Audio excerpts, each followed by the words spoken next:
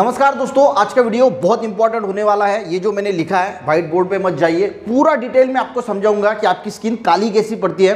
Video देखने के बाद आपको पूरा समझ में आएगा कि सनस्क्रीन जो है वो कौन सा चूज करना चाहिए। सिर्फ हम SPF देखते हैं और सनस्क्रीन जो है वो चूज करते हैं, पर SPF से काम नहीं बनता। आपको ये PA1, PA2 और PA3 क्या प्लस 3 क्या है वो भी समझना होगा, क्योंकि सबसे इंपॉर्टेंट तो यही है। SPF इंपॉर्टेंट है पर इतना इंपॉर्टेंट नहीं है, 5-10% ही इंपॉर्टेंट है। वो भी क्यों है वो भी समझेंगे। और अगर आप अपनी स्किन में ग्लो लाना चाहते हैं, स्किन को व्हाइट करना चाहते हैं, या पिगमेंटेशन है उसको दूर करना चाहते हैं, तो ये वीडियो आपके लिए बहुत इंपॉर्टेंट है। पूरा समझा के देता हूँ।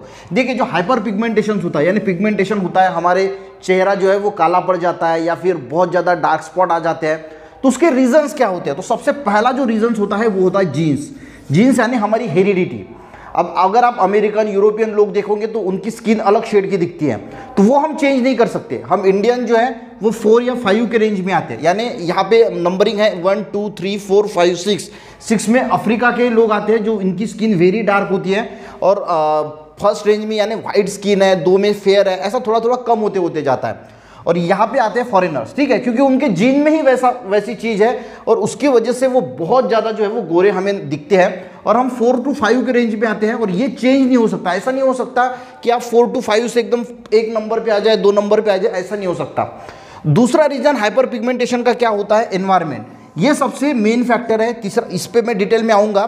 तीसरा है कि स्किन में क्या अगर कोई डिसीज हो जाते हैं उसकी वजह से भी पिगमेंटेशन होते हैं। और चौथा है कुछ मेडिसिन की वजह से भी आपको जो है वो आपका चेहरे पे पिगमेंटेशन आ सकती है, काला भी चेहरा गिर सकता है। अब सबसे मेन बात अगर हम करेंगे तो सबसे मेन बात आता ही एनवायरनमेंट का। एनवायरमेंटल फैक्टर में सबसे मेन चीज आती है सन का एक्सपोजर जो है वो सबसे इंपॉर्टेंट चीज होती है हमारे स्किन को, हमारे चेहरे के स्किन को पिगमेंटेशन देने के लिए। यानी जो चेहरा काला पड़ता है, पिगमेंटेशन हो जाती है, जो रिंकल्स वगैरह आते हैं, वो क्यों आते हैं? जो लोग देखिए, जो लोग धूप में ज़्यादा काम करते हैं उनके चेहरे में आपको जो है वो ज़्यादा डार्कनेस दिखाई देगा, जल्दी रिंकल्स दिखाई देगी, ज़्यादा पिगमेंटेशन दिखाई देगा।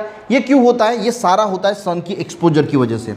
अब ये सन का एक्सपोजर तो होता है, पर इसमें हमें पता होना चाहिए कि एक रेडिएशन जो होता है अल्ट्रावायलेट रेज, ये सबसे इंपॉर्टेंट चीज़ का काम करता है। अल्ट्रावायलेट रेज, आप घर के अंदर बैठे हैं फिर भी अल्ट्रावायलेट रेज आपके स्किन पे गिरती है। ऐसा नहीं कि आपको धूप में ही जाना है, ये बहुत सारे लोगों को पता नहीं। आप घर के अंदर है फिर भी वो रिफ्लेक्ट होकर अल्ट्रावायलेट रेडिएशन आपकी स्किन के ऊपर गिरती है, और आपकी स्किन को पिगमेंटेशन वो दे रही है। और इसी वजह से सनस्क्रीन लगाना बहुत इंपॉर्टेंट है।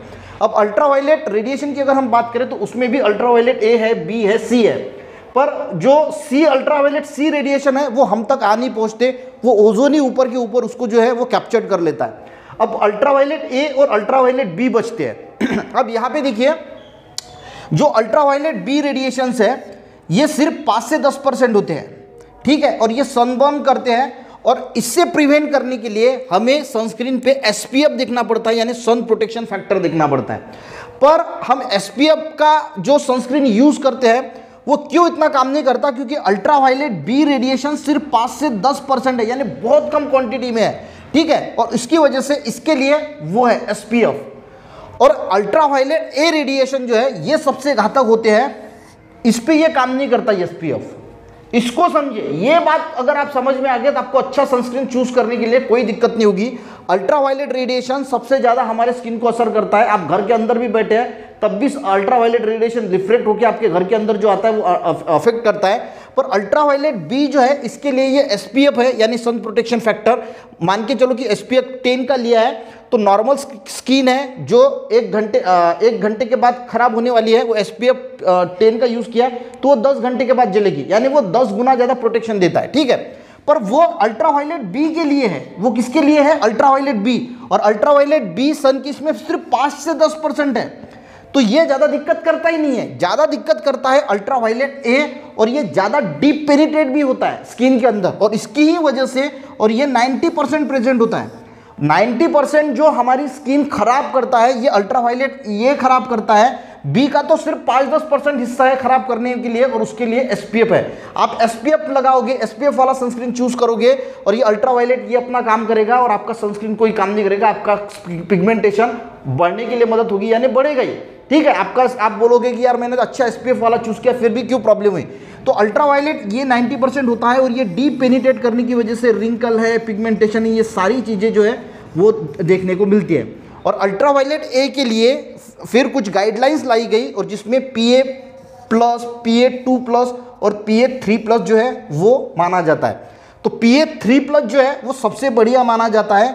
जिस सनस्क्रीन में PA3+ दिया है वो सनस्क्रीन अल्ट्रावायलेट ए से लड़ने के लिए बहुत अच्छा माना जाता है। तो जब भी देखिए, ऑयली अगर आपकी स्किन है तो जेल बेस्ड सनस्क्रीन यूज़ कीजिए, ड्राई है तो सिलिकॉन बेस्ड सनस्क्रीन यूज़ कीजिए, ठीक है। पर अल्ट्रावायलेट ए से बचने के लिए आपको ये सनस्क्रीन में PA का जो plus, PA2 second, PA3 second, तो PA3 सेकंड जहाँ पे है उसको आपको जो है वो परचेस करना है और सनस्क्रीन लगाने की आदत जो है वो लगा लेनी है। अब सनस्क्रीन के बारे में एक बात और ध्यान रखनी है कि बाहर जाने से 25-30 मिनट पहले ही उसको लगा लेना है। 25-30 मिनट के बाद वो असर करता है और उसका असर 3-3.5 घंटे ही होता है। तो 3-3.5 घंटे के बाद आप फिर से लगा सकते हैं। तो उससे क्या होगा, आपकी जो स्किन है वो अल्ट्रावायलेट ए से और SPF भी उसमें होता ही है, तो अल्ट्रावायलेट बी दोनों किरणों से जो है वो बची रहेगी।